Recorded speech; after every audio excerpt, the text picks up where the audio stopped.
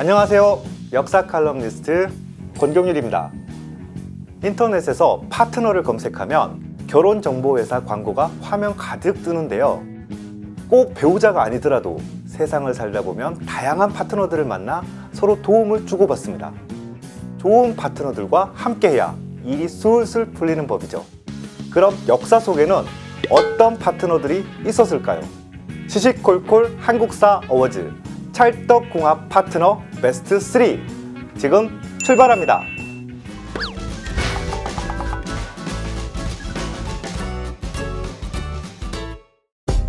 3위는 조선 세조의 남자들 한명회와 신숙주입니다.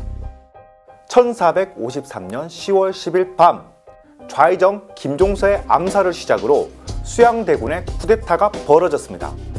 기선을 제압한 수양대군은 어린 조카 단종을 위협하여 반대파를 모조리 죽이고 동생 안평대군도 강화도로 유배 보낸 다음 사약을 내렸죠.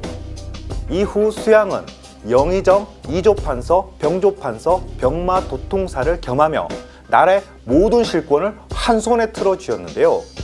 계유정난, 이 용이 주도한 정변의 설계자는 한명회였습니다. 그리고 정변 이후에 조정의 실세로 떠오른 인물이 신숙주였죠.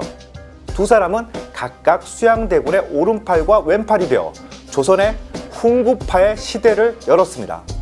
한명회는 원래 궁궐 문직이었습니다. 권람의 추천으로 수양대군과 인연을 맺었죠. 1452년 조선은 정치적으로 불안정한 시기였어요. 단종이 12살의 후견인도 없이 즉위했고 김종서와 안평대군 측이 나랏일을 주도했습니다. 한명회는 그들을 역모로 몰아 제거할 계획을 세웠고 치밀하게 거사를 꾸며 계유정난의 1등 공신이 되었죠. 신숙주는 집현전이 배출한 당대 최고의 학자이자 관료였습니다. 세종이 국사를 맡길 만한 자라며 세자에게 추천하기도 했죠. 사실 신숙주는 수양대군보다는 안평대군과 가까웠다고 합니다. 하지만 수양대군도 명나라 사신길에 서장관으로 데려가는 등 자기 사람으로 만들기 위해 각별히 공을 들였어요.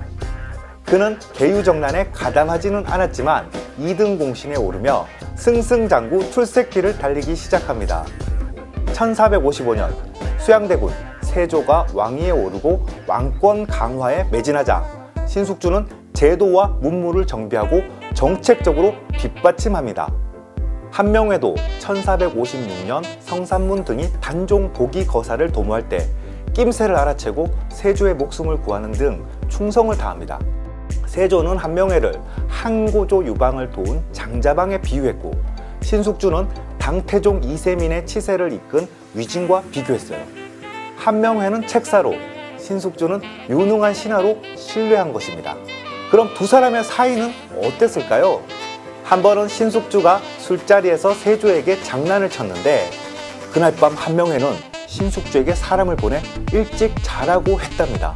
그는 술을 많이 먹어도 꼭 책을 읽고 자는 습관이 있었는데 그날 밤은 한명회가 권고한 대로 얼른 잠자리에 들었죠. 아니나 다를까 한밤중에 궁궐 내관이 신숙주의 동태를 살피고 갔습니다. 그의 장난이 달갑지 않았던 세조가 보낸 것이었죠. 그가 자고 있으면 술 취해서 그런거려니 하겠지만 안 자고 책을 보면 맨정신의 왕을 욕보인 거잖아요. 이런 일을 왕의 권위를 중시하는 세조가 그냥 넘어갔을 리가 없죠. 결국 한명회 덕분에 신숙주는 호된 벌을 피했습니다. 세조에게 꼭 필요한 인재이기에 한명회가 보호한 거죠. 신숙주도 정통 관료가 아닌 한명회를 늘 예우했습니다. 나중에는 한명회보다 높은 벼슬을 받지 않으려 했어요. 그렇게 두 사람은 세조 정권을 지탱하는 파트너였습니다. 정통성 없는 세조가 제2의 창업자로 추앙받은 건 바로 그 파트너십 덕분이었죠. 찰떡궁합 파트너 2위는 삼국통일 기반 닦은 투톱 김유신과 김춘추입니다. 쫓겨난 임금 진지왕의 손자 김춘추, 가야에서 넘어온 유민의 자손 김유신. 사실 이 두 사람의 조합은 신라 진골내 비주류였던 진지왕계와 가야계 동맹을 의미했습니다. 진지왕계는 가야계 무력이 저실했고 가야계는 진지왕계 정치력이 탐났죠. 김유신은 화랑의 우두머리인 풍월주 시절에 김춘추를 부관으로 삼아 친분을 다졌습니다. 또 누이 문희와의 결혼을 추진해 가족이 되었어요. 이 두 사람에게 선덕여왕의 즉위는 도약의 기회였습니다.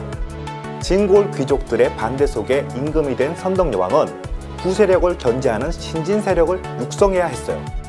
이에 김춘추는 여왕 곁에서 정치 수업을 받게 되었고, 김유신은 실성우라는 화랑 출신 정치 결사를 만들어 새로운 정치를 뒷받침했습니다.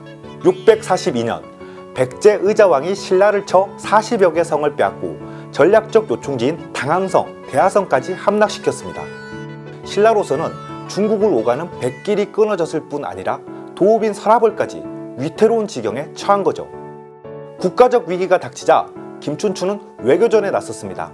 그는 고구려에 들어가서 구원병을 청하려고 했는데 마침 영계소문의 쿠데타가 벌어진 시점이라 신변 안전을 보장할 수 없는 상황이었어요.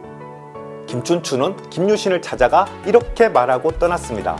그대와 나는 이 나라의 팔다리로 한 몸과 같소. 만약 내가 거기서 죽는다면 어찌할 것이오? 그러자 김유신은 그가 60일이 지나도 돌아오지 않으면 군사를 일으켜 고구려를 치겠다고 약속했습니다. 결과적으로 고구려에게 구원병을 얻지는 못했지만 김춘추는 사지에서 살아 돌아왔어요. 이 일로 김춘추의 정치적 입지는 탄탄해졌고 인기는 올라갔습니다. 그리고 647년 1월 선덕여왕이 병으로 세상을 떠나면서 비담, 염종 등 진골 세력가들이 정변을 일으켰습니다. 김유신과 김춘추는 화랑 세력을 끌어모아 그들을 물리치고 진덕여왕을 옹립했어요. 김춘추가 끌고 김유신이 밀어주는 투톱 시대가 시작된 것이죠. 두 사람은 사만일통을 새로운 시대의 비전으로 삼고 외교전과 무력 시위에 나섰습니다. 김춘추는 648년 당태종 이세민과 단판을 짓고 훗날 나당연합군의 결성을 미리 약속받았어요. 김유신도 옥문고까지 침입한 백제군을 격퇴하고 도살성에서 대승을 거두며 전세를 역전시켰습니다. 이 투톱의 활약은 김춘추의 태종 무열왕 즉위를 거쳐 660년 백제 멸망, 668년 고구려 멸망으로 이어졌죠. 그러나 당나라 군대를 이 땅에 끌어들인 건 오늘날 후손들이 볼 때 안타까운 대목입니다. 두 사람이 꿈꾼 삼국 통일의 위협은 김춘추의 아들이자 김유신의 조카인 문무왕이 676년 당나라 군대를 몰아내면서 마침내 완성됩니다. 시시콜콜 한국사 어워즈 찰떡궁합 파트너 베스트 3 1위는 국난 극복의 쌍두마차 유성룡과 이순신입니다. 1591년 2월 유성룡의 추천을 받은 이순신이 정읍평감에서 전라좌수사로 파격 승진합니다. 두 사람은 조정과 전장에서 거대한 버팀목이 되어 임진왜란이라는 초유의 국난을 함께 극복했는데요. 유성룡은 명문가 출신으로 퇴계 이황의 수제자였습니다. 25세에 과거 시험에 급제하고 엘리트 코스를 밟았죠. 젊은 시절 그는 출중한 재능을 드러냈지만 율곡이이의 10만 양병론을 비난하는 등 붕당에 치우쳐 편협한 모습을 보이기도 했습니다. 그러나 연륜이 쌓이면서 균형 감각을 터득했고 결국 임금과 조정의 신망을 얻어 정승이 되었죠. 이순신은 문신 가문에서 태어나 무관으로 출사한 이색 경력의 소유자였는데요. 굽힐 줄 모르는 강직한 성품으로 인해 변방을 돌며 고생스러운 군생활을 했고 억울하게 파직과 백의종군을 거듭했죠. 하지만 여진족 주장 우울기내를 사로잡은 공으로 능력만큼은 인정받았고 임진왜란 발발 1년 전에 운명처럼 전라좌수사에 기용됩니다. 1592년 임진왜란이 터지자 유성룡과 이순신은 국난 극복의 쌍두마차로 활약하기 시작했습니다. 이순신은 조선군이 왜적에게 패전을 거듭하고 선조 임금이 도성을 버리고 피난 가는 와중에 남해바다를 지키면서 연전연승을 거뒀습니다. 특히 그해 7월 한산도 앞바다에서 일본 수군을 격파하여 도요토미 히데요시가 명한 수륙 합동작전을 좌초시켰어요. 또 명량에서는 단 13척의 배로 수백 척 대항대를 물리쳤습니다. 명량 대첩은 일본의 마지막 야욕을 꺾고 종전의 길을 연 통렬한 한방이었죠. 이순신이 바다에서 종횡무진 외적을 무찌르는 사이 유성룡은 영의정이 되어 위태로운 조정을 이끌었습니다. 그는 의병을 모집하고 관군을 정비하는 데 힘썼고 공납 대신 쌀을 걷어들임으로써 백성의 부담을 덜고 군량미 조달도 원활하게 했습니다. 유성룡은 전란 뒤수습에 누구보다도 큰 공을 세웠어요. 임진왜란이 끝난 후에는 징비록을 집필하여 전쟁을 반성하고 후세의 경계로 삼기도 했죠. 하지만 그는 1598년 11월 19일 종전과 함께 전란의 책임을 지고 파직당하는 수모를 겪습니다. 이순신이 노량에서 마지막까지 외적을 추격하다가 장렬하게 최후를 마친 바로 그날이었죠. 이 드라마틱한 결말과 함께 이순신과 유성룡은 국난 극복의 파트너로서 불멸의 이름을 얻게 됩니다. 순위 밖에는 세종대왕과 황희정승이 있습니다.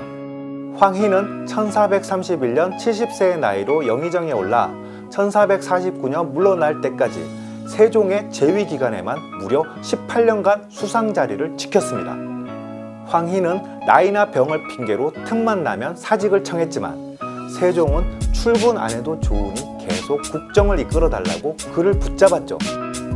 황희는 임금의 의중을 꿰뚫어보고 조정은 물론 각계각층의 소통을 원활하게 하는 데 능했습니다.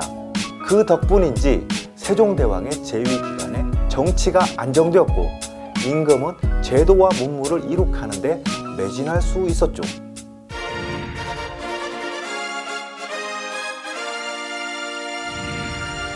시시콜콜 한국사 어워즈 찰떡궁합 파트너 함께 국난 극복 했상 이순신과 유성룡 두 사람은 임진왜란을 맞아 서로 끌어주고 밀어주는 파트너가 되어 이순신은 한산대첩과 명량대첩으로 일본의 야욕을 저지하고 전란의 흐름을 바꿨으며 유성룡은 세제개혁을 통해 백성의 부담을 덜어주는 등 전란의 뒤수습에 매진하였으므로 국난 극복의 쌍두마차로 나라를 구한 점을 높이 평가해 이 상을 수여합니다.